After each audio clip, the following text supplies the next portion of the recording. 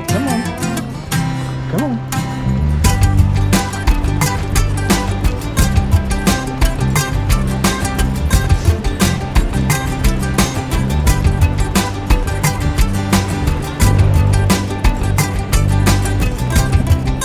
Jagger, quit pulling. You're gonna fall downstairs, quit pulling me. Hey, stop. Stop.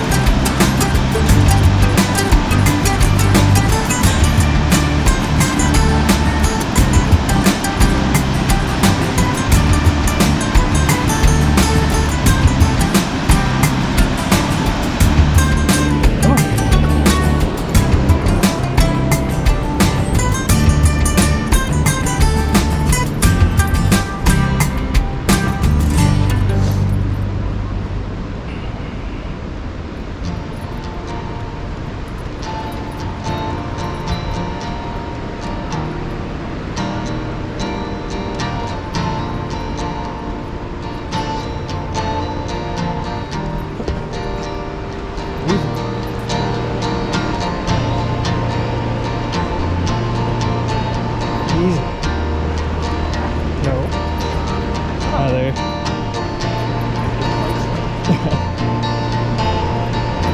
Jagger, stop. Stop.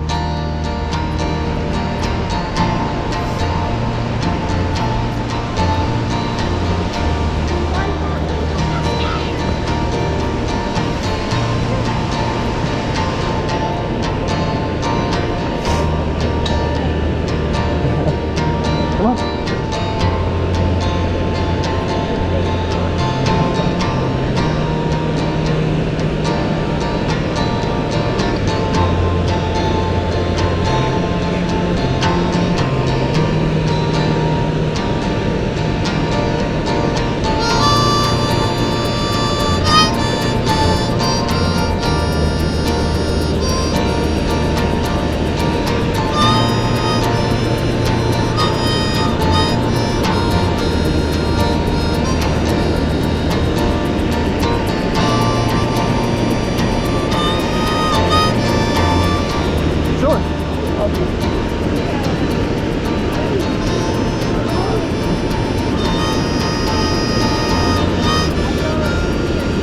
It's a boy.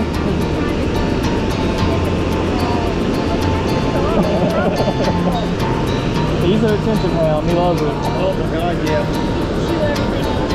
No, actually. He's actually 4, believe it or not. He's just smaller, yeah. Yeah. That's what I was saying to him. I wonder if he's a full-bred husky. Yeah, I got the paperwork. He's just small. I don't know. Yeah. I don't know if his entire genetic family was small or if he was a runt. He pulls like a big boy. Oh yeah, my arm gets tired just on like small walks. What a good boy. Thank you. What's that? Jaeger. Yep. Jaeger. That's a good name.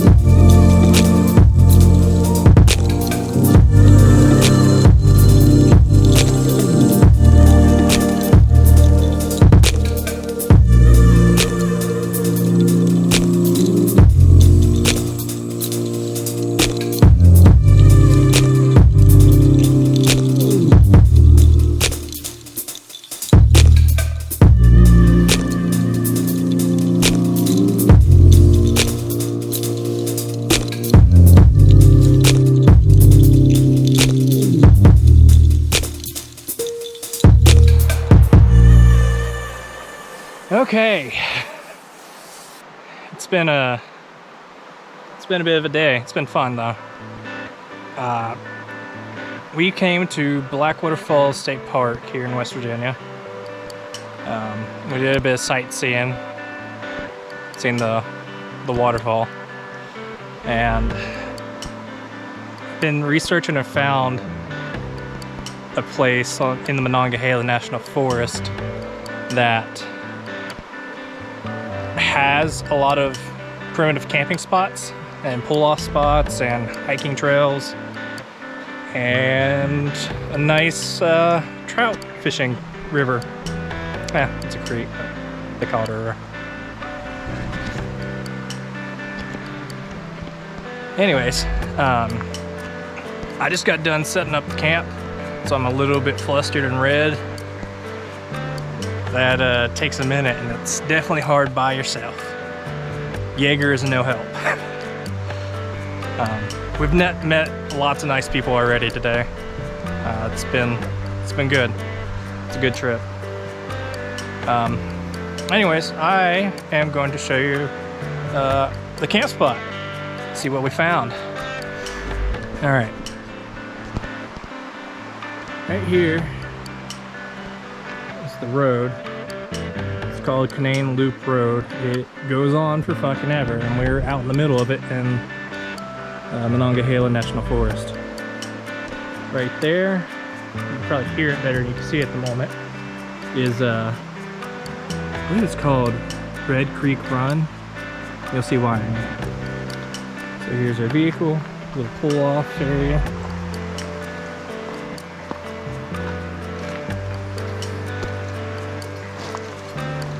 Come down the trail a bit.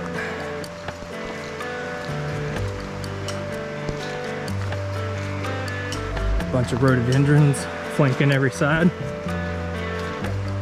Up above we got some evergreen trees. I'm not sure exactly which ones these are. I think they're spruce, to be honest. But I'm not sure what kind of spruce. Big old fallen old one there. There's Bubby Boy. Oh, Jaeger. There's Jaeger. Yeah.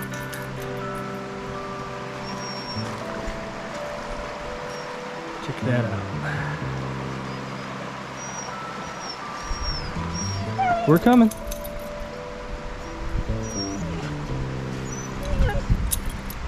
Got Jaeger on his line, hanging out.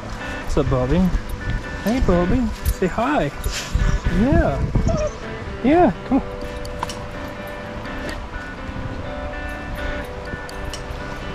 Got a fire pit going on. Got some wood. I bought a little bit of wood and found a bit of wood. That took a minute. Cooking supplies. Probably brought too much, but that's alright. Here's our tent. Roomy. Don't got the tent set up, like everything inside of it yet, but it's here. Take off this backpack. Too much stuff. Too much stuff. But comfortable at least. Oh, listen to him singing. Listen to him sing. Hey, easy, easy, easy, easy, easy. Here, hey, get down, get down, get down. Here.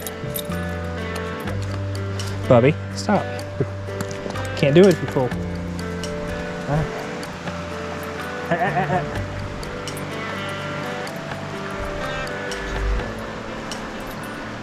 Let him off there. He's been hanging out while I've been putting up camp. He's been really good.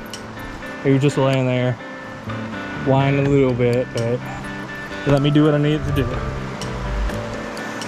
All right, so here's the creek. River Creek, Red Run. You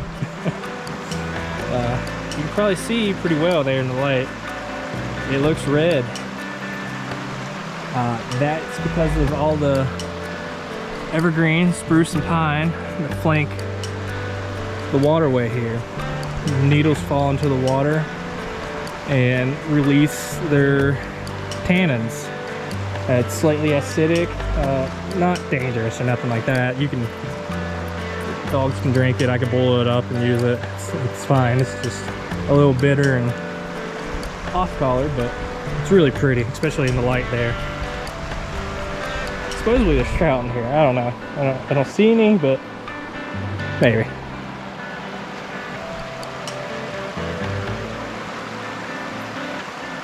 It's gorgeous.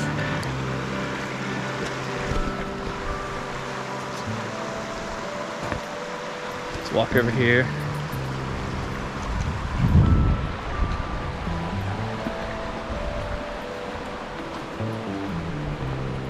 There's actually a second little fire in here, but it's a bit lower down, and it's rocky, so I'm not sure if that's what I wanted to do.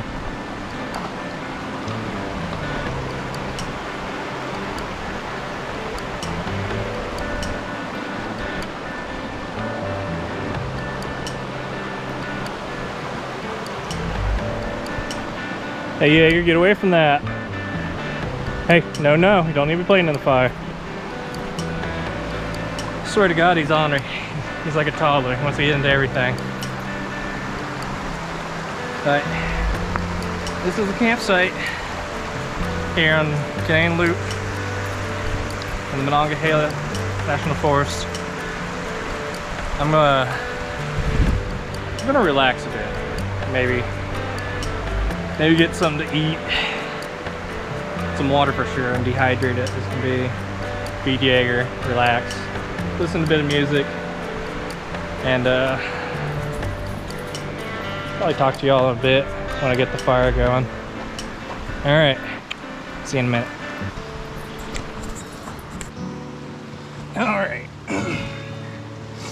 we're gonna start a fire. I already built it up a little bit. Got a fuel log, it's a regular piece of wood. There's already some charred wood in here. Kind of boxed that in around it. Got a bit of birch bark. It's really papery. I did take a tissue and tear it up and throw it in there just for safe measure because I don't feel like fucking with this too much. I'm very tired. We got our teepee built basically. I am going to try to use this. This is a magnesium fire starter stick.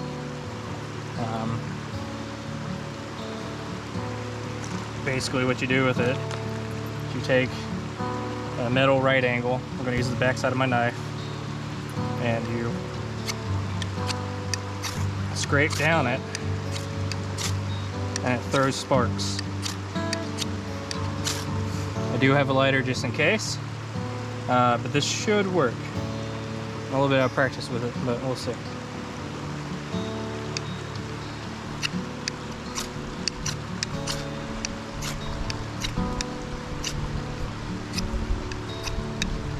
Also trying to find the sweet spot on the knife.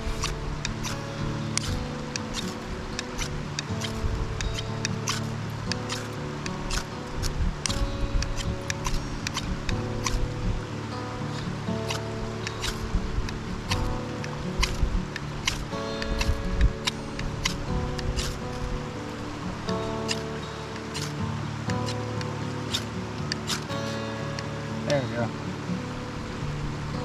Hopefully that catches it all. I don't have to do this a second time.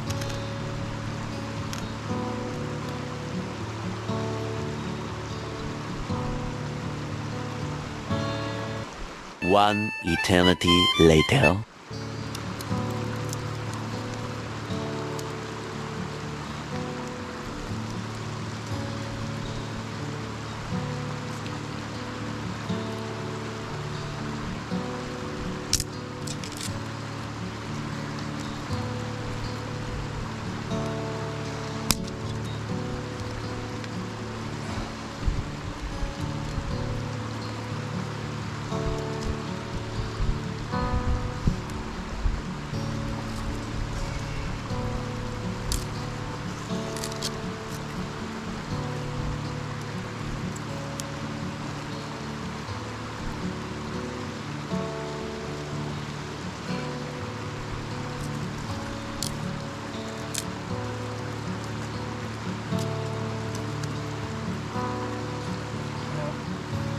I feel like I could talk as much about how to do this because I couldn't get it going without using the little fire starter thing.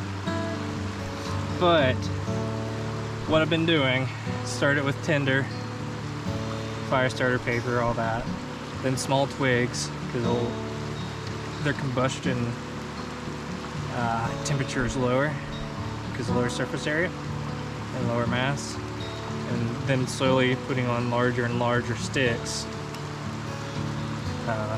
With the higher heat, we'll be able to dry out and combust. And eventually, once this is going well enough, I'll be able to put a log on, and each log is about an hour, maybe 2 hours. It depends on how dry they are and how dense. But usually an hour to 2 hours per log. And that will last me the night, hopefully. It's going to be a relatively small fire.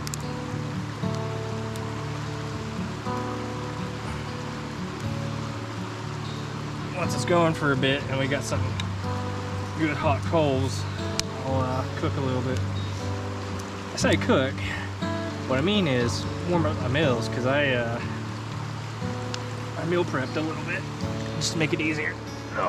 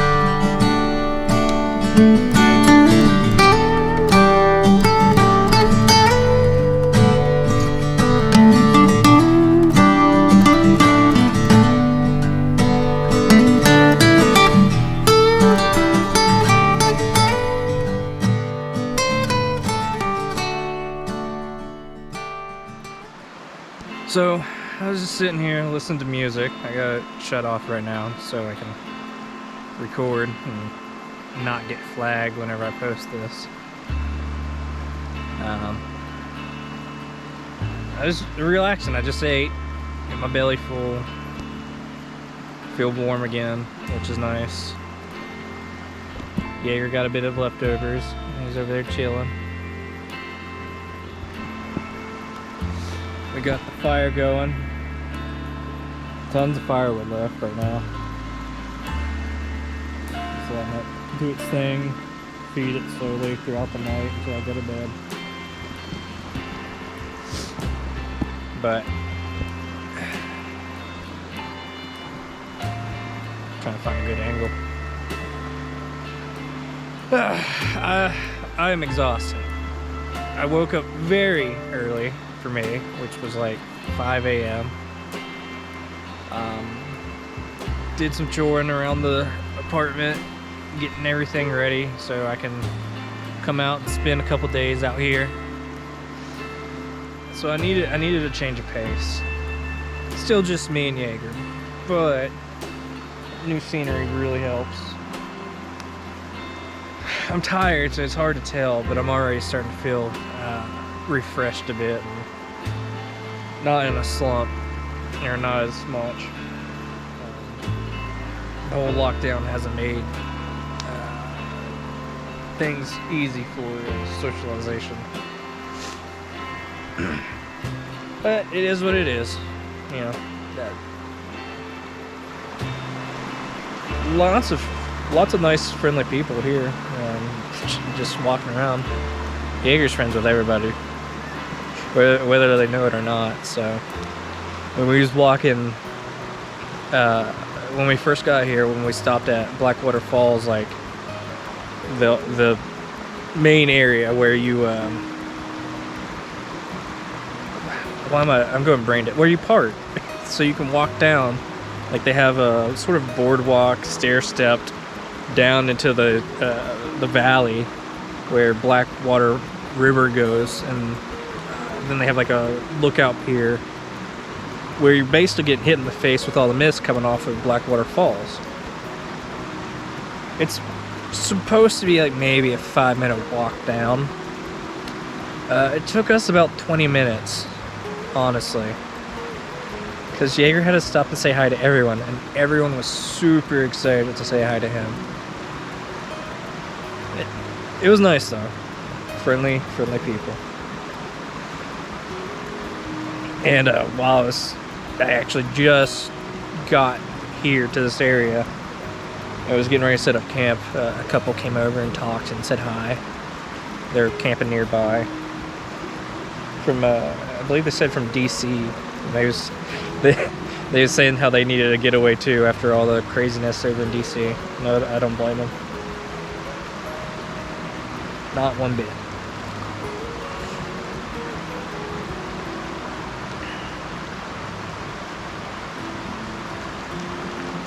Keeping quiet, just taking everything in.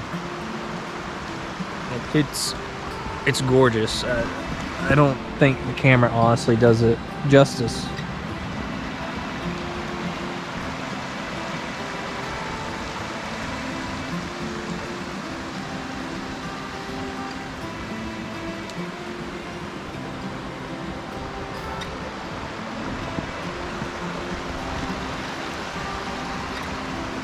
Hopefully that was a good look around. I don't know.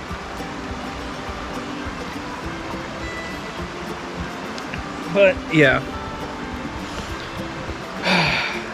I came out here to change things up, get refreshed, feed my soul a little bit, if you will. Tomorrow, I think, whenever we get up, make a little bit of food, and then we're gonna sightsee a little bit. There's a bunch of areas around here that's just gorgeous, natural, scenic. Tons of cliffs that you can hike out to and just look out over all the mountains and hills. A couple other waterfalls and just beautiful, gorgeous areas like this everywhere.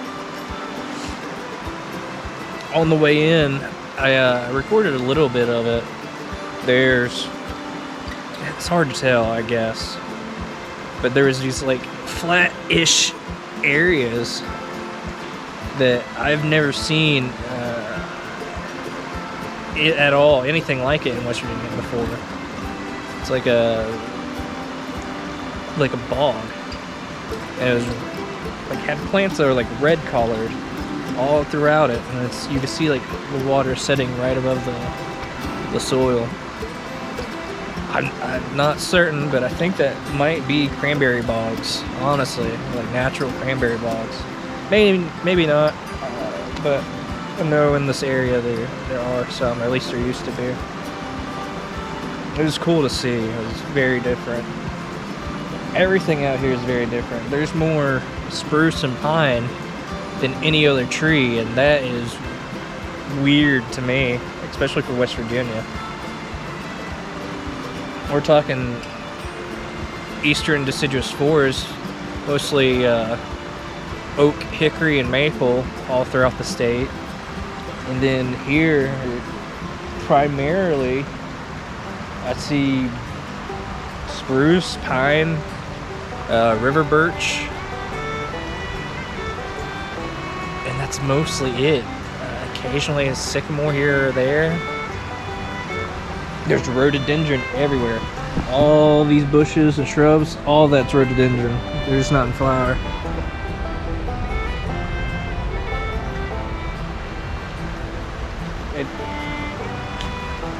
It's so nice out here.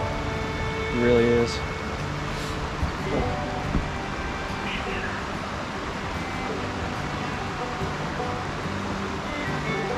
Oh, tomorrow I might try a little bit of fishing too. I got a excuse me. I got a new pole. It's a little bit different. It's a collapsible fishing pole. I've never had one before. It extends all the way out to a full size bass pole. Rated for like 10-pound tests, so decent trout and bass. But whenever I collapse it, it telescopes down, and it's maybe a foot long. It's awesome. I can put it in a backpack and go. It comes like its own little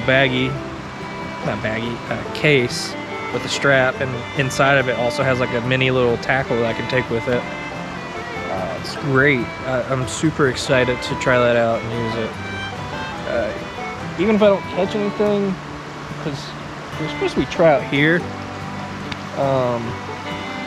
I don't know if it just needs stocked or what, but I have not seen anything. Might just be the area, you know. Might be other places on the, I want to say creek. It's kind of big for a creek, but whatever. There's other places on it that probably have better spots. That's okay. This is gorgeous.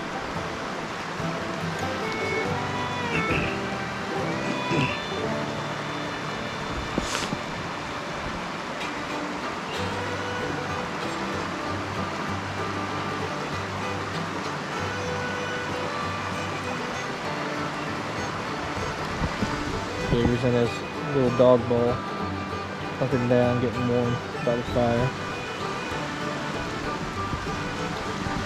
Thing's throwing out enough heat. I'm probably a good yard and a half, maybe a yard away from it, and it's warm. Tell you what though, I had to throw on my hoodie and walk out because there's a chill coming off of the stream. Not too bad. I think it's only supposed to get down to like between 42 to 47 tonight, which is a little bit chilly, but I got a mummy bag and I brought a wool blanket to put down in it as well, so that should hopefully keep me warm. I also got Jaeger and he's the mini heater, so we'll make it work.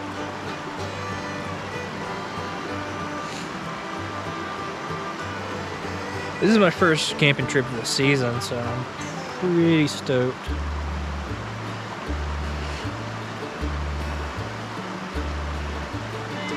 Later in the season, I am going to try to get with a couple friends because we usually do go camping together. And right now, they live in Charleston, West Virginia, which is a good 2 hours from where I live.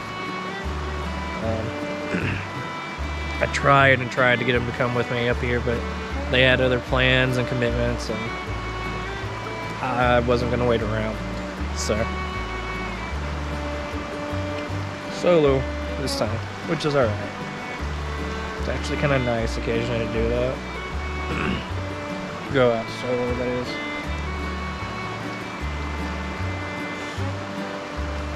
I need to practice a lot of my skills. I sat there earlier trying to make that fucking fire light with my I keep wanting to call it a fire steel, but it's not a fire steel. It's not a flint either. It's a magnesium stick. Ferris rod. That's the name of it. A Ferris rod.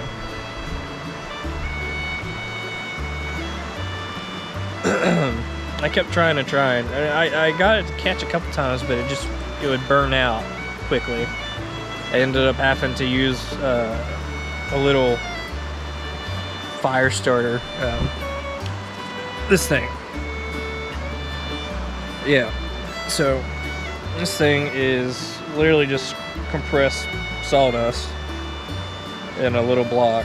I broke off the end of it and lit it and put it in there, and it burns pretty well and long enough where it can catch all the other stuff.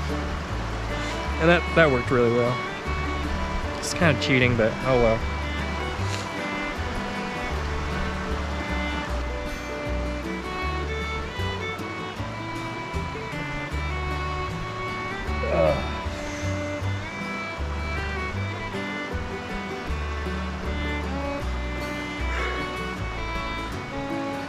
Kind of thinking whenever I get back. Today's Saturday.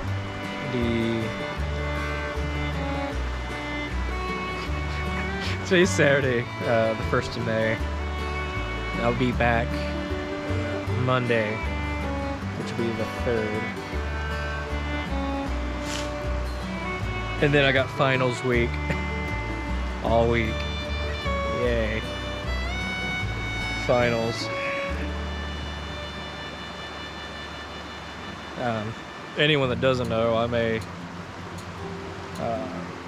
wildlife major for wildlife and fisheries at WVU.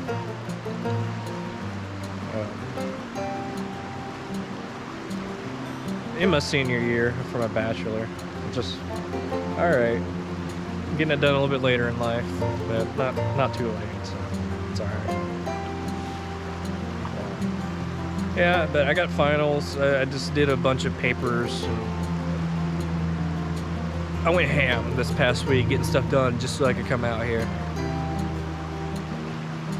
But yeah, got a bunch of stuff done, and now all I got to worry about is finals, and I should be golden. I think probably getting a 3.0 at least.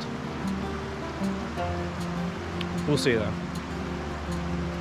It'd be nice. I need it. Boost my confidence and my GPA. But do that. And I need to get in touch with my capstone professor, because I am going to be running my experiment. It's not an experiment either. Research. I'll be doing my research this summer. We'll call it research. It's for my capstone. I'll be doing bat surveys around Morgantown in populated like city park areas, and then more rural areas like Cooper's Rock, or a couple wildlife management areas that's pretty far and away from the hustle and bustle of the town. And the point of it is to see which bat species prefer what and how many. Are they utilizing these natural spaces inside the city, like at the parks around town? Or do they prefer more wild spaces, kind of like this? Not here, but you know. It'll be interesting. I'll be using an acoustic monitoring system. You basically set it up with a tripod, and well, I guess set it up with a tripod or handhold it. And it's basically like not a radar, but kind of. I'm terrible at explaining this, especially when I'm tired. Anyways, it's like a dish, and you hold it, and it's hooked up to this little device that can identify the sonic frequencies that the bats are emitting. It catches them, identifies what species it is, and then I write it down. I'll be doing that probably from May up until September or October, before bats, migrate and settle down.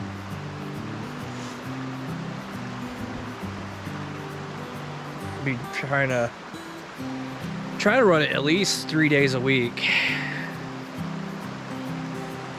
around nightfall. It'd be interesting. I expect that the bats will be more prevalent in like more wild spaces, because I think there'll be more of abundance of food for them, such as like mosquitoes, crickets, and all that, whatever. But maybe I'm wrong. We'll see. Maybe they prefer urban areas. I really doubt it. I've always seen more bats in kind of rural areas. I don't think they do well in urban environments or suburban, whatever. Morgantown, it's not like a giant city. It's not a little podunk town either.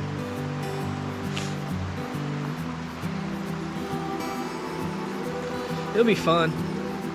I was supposed to have a team of 4 to work with me on this, but I can't get a hold of anyone, so now I'm doing it by myself. Fun. That's alright. It'll just be my name on the paper whenever I turn it in, and hopefully, if I do well enough, it'll be published in a journal, scientific journal. That'd be cool. Have that under my belt. Put on my resume that I'm a published scientist. That actually would be dope. I would love that. I didn't bring any. I wish I did. I kind of didn't think of it.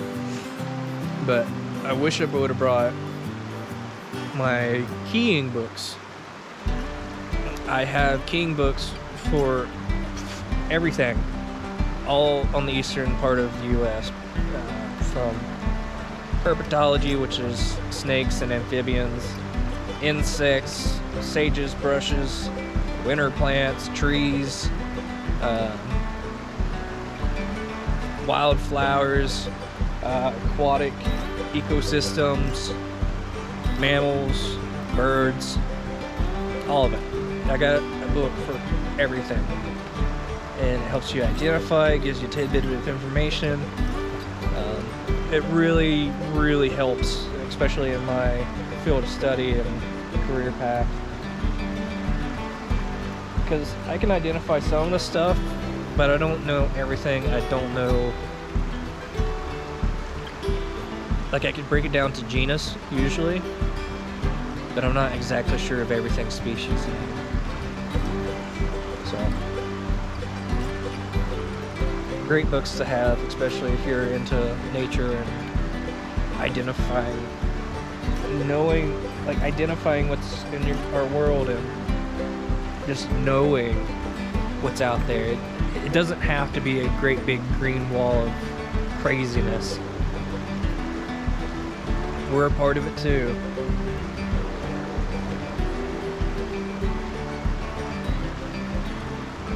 I think too often, I'm gonna go on a little bit of a gospel here, but I think too often we separate ourselves from the natural world. We think we're above it or beyond it or outside of it, but we're not. No matter what, whether you live out in the sticks or if you're right in the middle of the city, you're a part of the natural world. You're a part of the ecosystem. Every little thing you do affects it, and everything it does affects you. We're animals. We're mammals. Sophisticated, advanced, but we're still made of the same things. From atoms to the molecules to the amino acids and proteins that make up our DNA.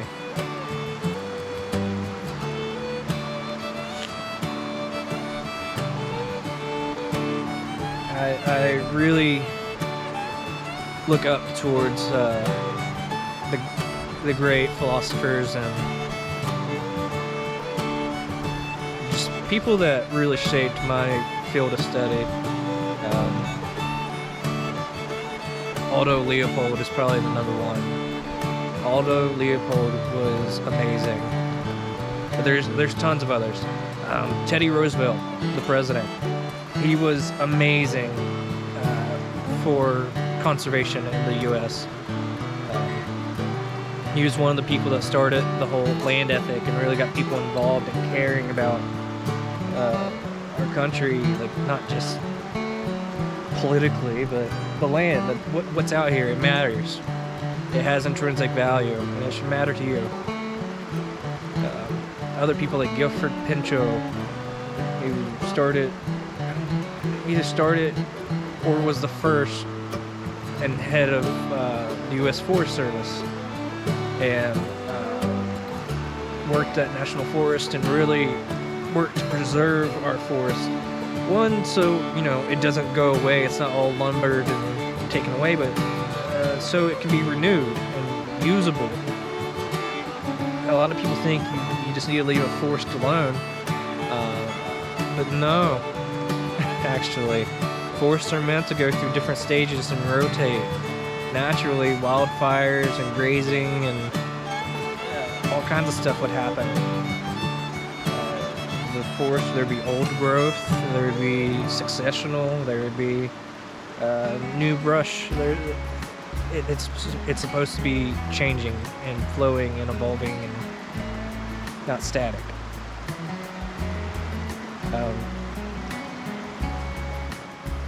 I'm not into a bunch of like hippy dippy hodunk type of stuff.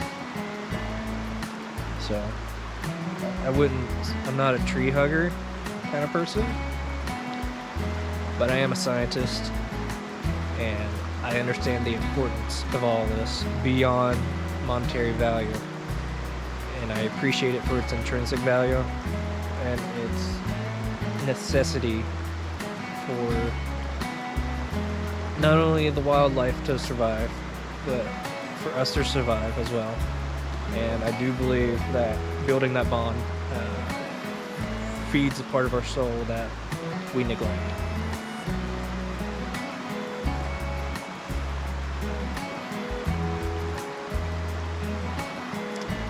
So yeah. Whew, that's a tangent. That's alright.